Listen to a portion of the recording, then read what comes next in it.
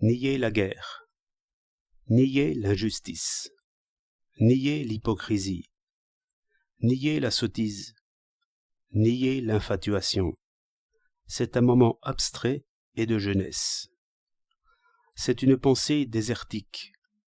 L'imprudent philosophe se trouve retranché et seul, hors de lui-même, dans tous les sens de cette riche expression. À quoi répondent des utopies assurées de leur forme, mais sans contenu. L'humanité n'y est plus. Il faudrait revenir et reprendre, rapporter l'idée à l'objet, saisir quelque chose, comme le vrai géomètre qui redevient toujours physicien. Mais c'est encore une maigre pensée qu'une pensée physicienne. Le médecin même a la vue trop courte. C'est l'humanité saine qui attend son médecin, ou pour mieux parler, son masseur et son maître à danser. Chacun connaît, quand ce ne serait que par des images photographiques, cet Adam de Michel-Ange, déjà séparé du Créateur, et tendant vainement la main. L'interprétation immédiate est théologique, et vient aisément à l'esprit.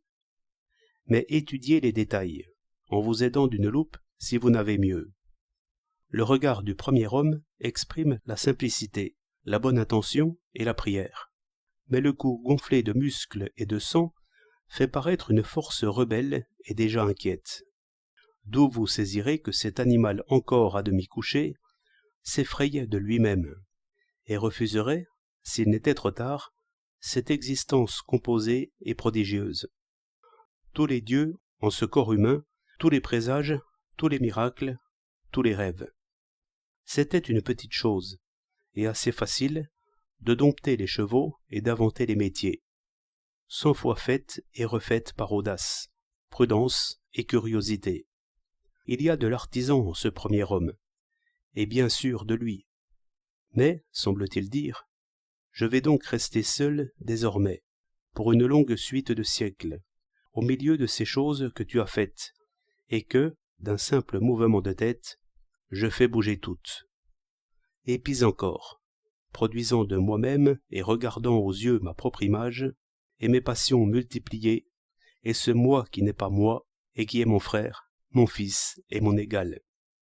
Et, de pis en pis, cette sœur identique et étrangère, ce ventre souffrant et créateur, père des dieux et des hommes, et ses naissances et ses morts, et ses plaintes ambiguës, ce bruit du discours, ces pas rythmés sur la terre.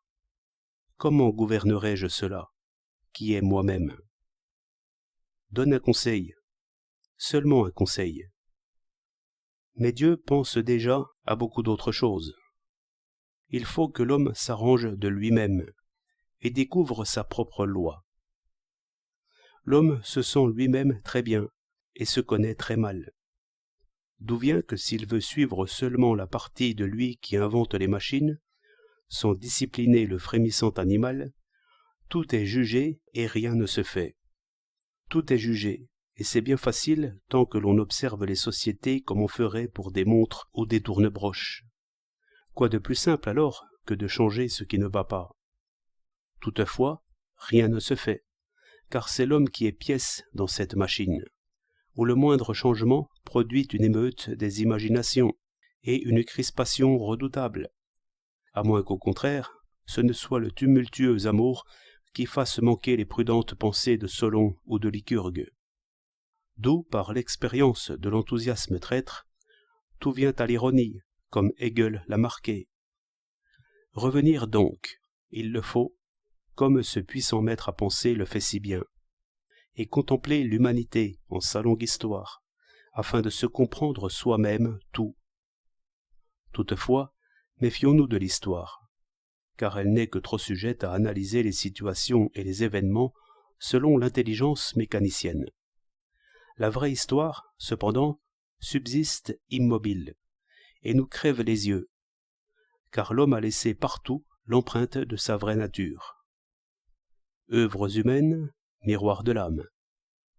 Poésie, musique, temple, pyramide, statue, il faut qu'en tout cela je me reconnaisse, en vue d'ordonner mes puissances, mes essais, mes fautes. En moi-même, je ne trouve rien que colère contre colère, qui ramène tous les maux. C'est en ce sens que j'ai voulu dire que poésie et religion, comme dans Homère, sont un premier contour de l'homme, et que, sans ce secours, l'homme ne pense que sa pensée, et ne sait que faire de ses mains. Pour parler autrement, je dirais que la pensée prolétarienne, formée d'après les choses, les travaux et les machines, scandalisée et non éclairée par l'expérience directe des passions, ne peut suffire à l'organisation politique. Juge des effets seulement, mais privé ici de moyens par l'ignorance des causes. La violence est la loi intime et secrète de ces existences idéologiques. C'est par cette secousse seulement qu'elles sont ramenées au niveau des conditions réelles, sans autre lumière que leurs propres actions. Aussi, derrière eux, la même herbe repousse. Il n'y faut qu'une saison.